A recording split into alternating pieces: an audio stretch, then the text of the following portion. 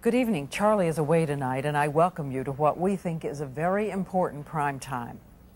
Tonight, 130,000 young American men and women are putting their lives at risk in Iraq. And while active in the service, they receive medical care at military facilities.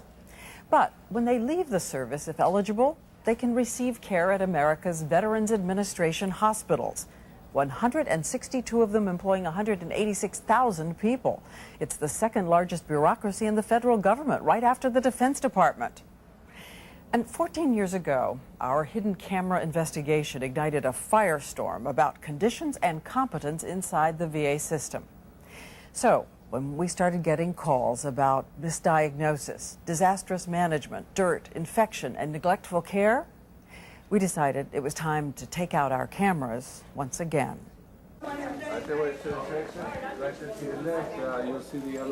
This is the view from a hidden camera as Primetime producers once again begin a secret journey into some of America's VA hospitals. Behind the newly renovated rooms inside where the patients live and die. Posing as visitors, we started near Cleveland, Ohio, at a hospital we investigated in our first report. We wander the halls with hidden cameras and right away see patient bathrooms filthy with what appears to be visible human excrement. Very filthy. PCs everywhere. Supply cabinets in disarray with dirty linens from some patients mixed in with clean supplies or left in hallways on gurneys. And at a neighboring facility, the outpatient wing looks clean and was state-of-the-art.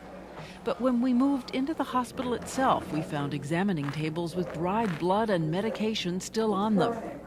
And in a room where biopsies are performed, a tube that drains urine, blood, and feces and runs down into the floor, poured into an open drain. Hospital staff told us the drain sometimes backs up onto the floor. We found several open biohazardous waste cans spilling over.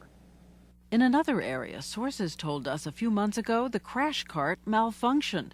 The staff was unable to make the paddles work when a patient went into cardiac arrest. And Primetime obtained internal memos documenting that the equipment used to sterilize surgical instruments has broken down. The operating room staff says it causes surgical delays and possible infection risks. And this was just the beginning. In the days ahead, patients and VA staff around the country would give voice to other serious concerns. It's the broadest city up here. Staff just treat them terrible. And he looked up at the ceiling of his hospital room and he says, "Oh, please, God, just let me die." And he was crying. Gave him 2 inhalers, told him to follow up in 6 months. And in 6 months, he was dead. Some of the maggots got out and they were in the bed with him, you know. They went back in. They took off 2 more inches. It got infected. They went in and took off 4 more inches, and it got infected. And once again, these patients are the men and women who are in the VA system because they fought in America's wars, have a service-related injury, or were in the service and can't afford private care. Sergeant Vanessa Turner is a veteran of the current Iraq War. She collapsed while in Iraq and almost died. She was initially treated in military hospitals, but when she left active duty, I put my hand up to help fight enemies, foreign and domestic, and I have no problem with that. But once you come back to be a veteran, it's like a black hole. You know nothing. And another, Julie Bauer, a medical specialist in the Gulf War, says the military told her she might have been exposed to toxic chemicals during combat. But when she tried to see a doctor at the VA, it took her almost a year to get into the system. I was told that my DD-214, which is my discharge, which has all of my service ribbons and so on there, meant nothing. They are just 2 of about 300,000 veterans waiting to get into the system, according to the American Legion. The Legion conducted a survey in 2003 that said among those veterans who responded, it took an average of 7 months for a veteran just to get the first appointment. In some hospitals, patients have waited as long as 2 years. And even when you're in the system, we're told you can wait all day for an appointment. Some of these men are 80 years old plus, and they're sitting there for hours, sometimes 5, 6, 7 hours, just waiting to get an appointment. And all we were hearing reminded us so much of what we had seen and heard 14 years ago, when patients were tied to railings in the hallways and left for hours. Dirty floors, bloody needles on nightstands, incorrect medication.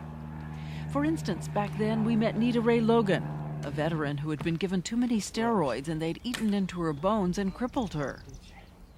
And we also met a paralyzed veteran, a former football player who served in Vietnam and who was left for days without his medication. And then as we watched with our hidden cameras take a look, his food is placed on a table out of reach. And remember, he's paralyzed. He was not fed by the nursing staff for 3 full days. And back then, when we tried to call this to the attention of the hospital administrator, he was unwilling even to look at what we'd found. You're not looking, Dr. That will be Stedhart. investigated. I have to take your word for it. I don't know you that well. You do. After our first report, that starving, paralyzed veteran was given very different care by the VA. Look at the change in him back then. And improvements were also made throughout the system with demonstrative results in areas like research and cardiac care and newer facilities. And during our year-long investigation this time, we found many caring people inside the VA system who were committed to providing excellent care for the veterans. But there were also problems, shocking misdiagnoses, questions about continuity of care, and allegations that some doctors don't even show up for the surgeries they're supposed to supervise. We heard an instance of a resident had to get the textbook out and read it during the surgery. Well, that would be horrific. And you'll also see tonight what happens when we take our story once again straight to the VA. The setup is for garbage. This is for garbage. You're not going to get decent patient care with this kind of a setup. Not ever.